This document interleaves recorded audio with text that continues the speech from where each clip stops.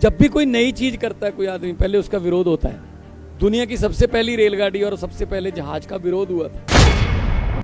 आज के जमाने में भाई भाई का कत्ल कर रहा है, पैसे की दुनिया हो गई, लंबी दौड़ है, मंजिल कोई नहीं है, जिधर पड़ोसी भाग रहा है उधर ही हम भाग रहे हैं।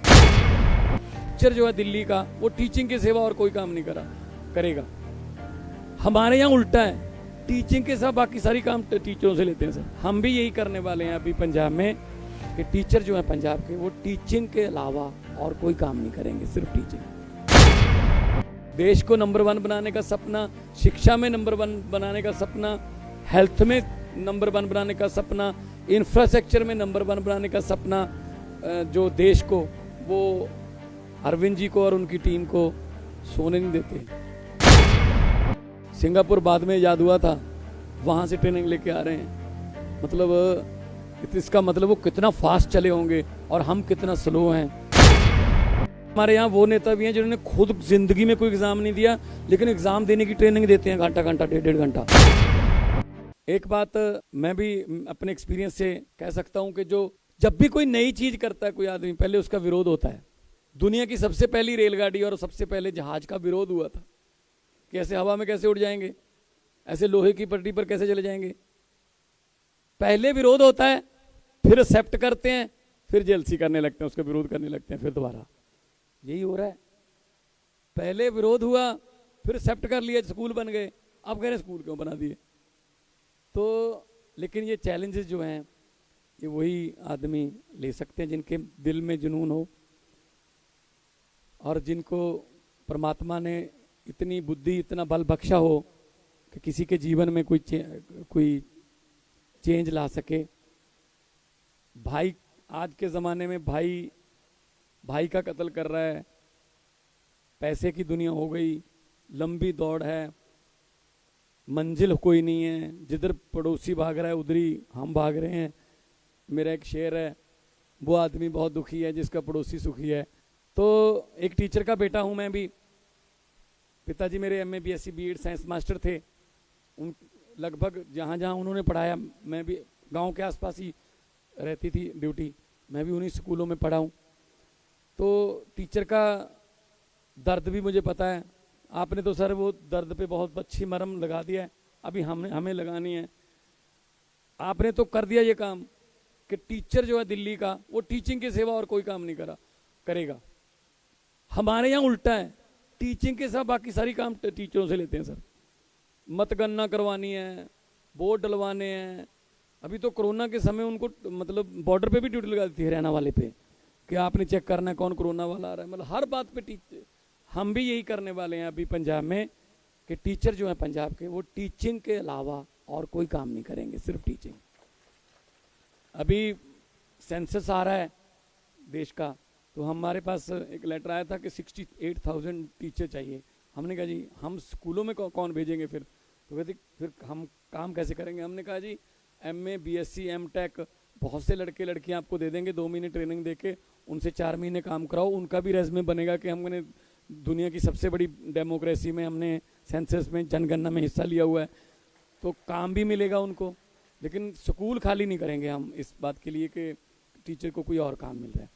तो इस क्रांति के लिए मैं श्रेय देता हूं अरविंद जी को, जिन्होंने, क्योंकि हमारे पूर्व राष्ट्रपति अब्दुल कलाम जी ने कहा कि सपने वो नहीं होते जो नींद में आते हैं, सपने वो होते हैं जो आपको सोने नहीं देते। तो देश को नंबर 1 बनाने का सपना, शिक्षा में नंबर 1 बनाने का सपना, हेल्थ में नंबर 1 बनाने का सपना, इंफ्रास्ट्रक्चर में नंबर 1 बनाने का सपना, जो देश को, वो अरविंद जी को और उनकी टीम को सोने नहीं देते। क्योंकि बहुत लेट हैं, 70 साल लेट हैं। सिंगापुर बाद में याद हुआ था, वहाँ से ट्रेनिंग लेके आ रहे हैं। मतलब इसका मतलब वो कितना फास्ट चले होंगे और हम कितना स्लो हैं। और सबसे बड़ी बात यह है कि इनको शिक्षा के बारे में पता है कि शिक्षा का स्तर क्या होना चाहिए, किस लेवल के जो एग्जाम इन्होंने पास किए हैं। वरना हमारे यहाँ वो नेता भी हैं जिन्होंने खुद जिंदगी में कोई एग्जाम नहीं दिया, लेकिन एग्जाम देने की ट्रेनिंग देते हैं, घंटा घंटा 1.5 घंटा। तो मतलब कम से कम उस फील्ड का पता तो हो ना कि उसमें क्या होता है, पेपर कैसे दिए जाते हैं, एग्जाम के समय कौन सी स्ट्रेस होती है। उसैन बोल्ट का नाम सुना होगा आपने, बड़ी अच्छी एग्जाम्पल है। बहुत तेज धावक था, बहुत तेज दौड़ाक था, दुनिया में रिकॉर्ड तोड़े उसने। उसको एक दिन इंटरव्यू किया गया कि आपके कोच कभी देखे नहीं गए ग्राउंड में, स्टेडियम में। कहते जी मेरे कोच को आने नहीं देते। कहते क्यों?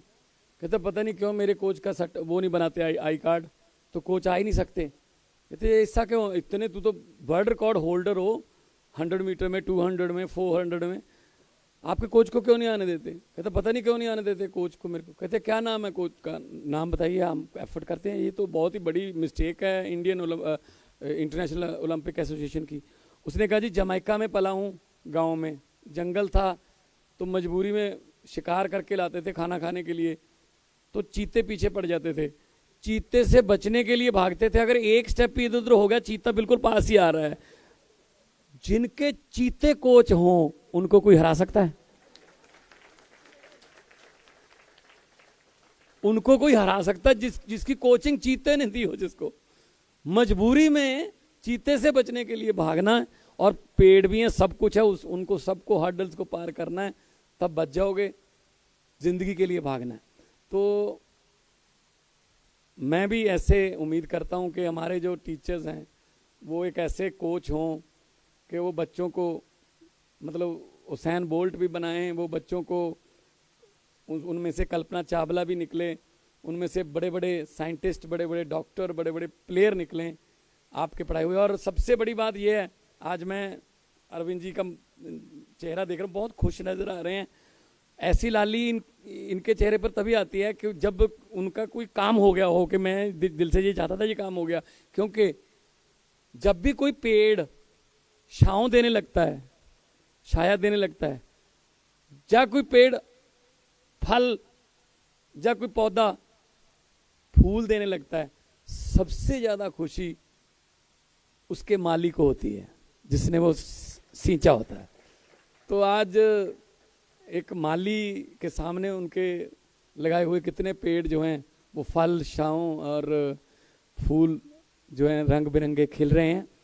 तो सर थैंक्स ए लॉट कि आपने हमें ये मौका दिया कि आपने लेट शुरू किया था 2015 में, लेकिन आपने हमें जल्दी शुरू करने का अवसर दिया। और आपने तो ये भी वहाँ मोहल्ला क्लिनिक का जब करने आए थे 27 जनवरी को, तो आपने कहा था कि हमने तो पहले 100 ही बहुत मुश्किल से बनाए थे, लेकिन हमने 5-6 महीने में 500 मोहल्ला क्लिनिक हमने जो है बना रखे हैं।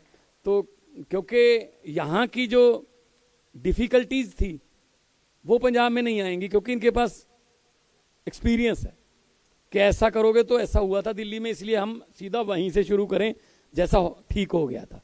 और एक कहावत है, पंजाबी में है, मैं हिंदी में बोल देता हूँ, वही सेम ही है कि एक्सपीरियंस, जैसे अभी बात कर रहे थे कि हमने इनसे सीखा, उन्होंने सिंगापुर से सीखा, पहले सिंगापुर से सीखा, अब उनसे भी सीख रहे हैं। एक्सपीरियंस वो कंगा है, एक्सपीरियंस वो कंगा है जो आदमी को तब मिलता है जब आदमी गंजा हो जाता है। इसलिए सबसे अच्छी बात यह है, कंगा अपने हाथ में तब ले लो जब आपके सर पे बाल हों। दूसरों का एक्सपीरियंस यूज कर लो, दूसरों का एक्सपीरियंस इस्तेमाल करके कंगा जल्दी मिल सकता है आपको, जैसा कि आप आज कर रहे हो, एक दूसरे का एक्सपीरियंस जो है वो शेयर कर रहे हो। नॉलेज शेयरिंग में दिल्ली और पंजाब का हमारा एग्रीमेंट हुआ था, वो यही था, जैसा कि बताया गया कि ऐसे एक्सचेंज प्रोग्राम जो है चलने चाहिए, वोकेशनल ट्रिप्स होने चाहिए, छुट्टियों में आ जाएं, हमारे टीचर यहाँ आ जाएं, आपके वहाँ आ जाएं, और मतलब हमें रिजल्ट चाहिए। जब रिजल्ट आए तो पता चले कि हमारा मुकाबला आपस में ही है कि 99.7% आता है सर, तो हम 99.89 की तरफ जो है हमारा गोल रहेगा। तो जितने भी हमारे प्रिंसिपल्स 36 प्रिंसिपल जो सिंगापुर होके आए हैं, मुझे लगता है कि वो एक एनर्जी से भर के, एक पॉजिटिव एनर्जी से मतलब भरे हुए और जोश के साथ भरे हुए, एज पंजाबीज आर नोन जोशीले, and we are global citizens. एक ही स्टेट है सर, पंजाब, जिसकी फ्रेंचाइज है। वैनकूवर में भी एक पंजाब है, टोरंटो में एक पंजाब है, एडमिंटन कैलगरी में पंजाब है, सैन फ्रांसिस्को में पंजाब है, न्यूयॉर्क में पंजाब है, मेलबर्न में पंजाब है, सिडनी में पंजाब है, सिंगापुर में भी गुरुद्वारा साहब देखा होगा पंजाब है। तो हम तो जहाँ जाते हैं वहाँ अपना छाप छोड़ते हैं। तो इसलिए पंजाबीज जो हैं वो अपनी हॉस्पिटैलिटी के लिए और हार्ड वर्किंग के लिए भी जाने जाते हैं। मुझे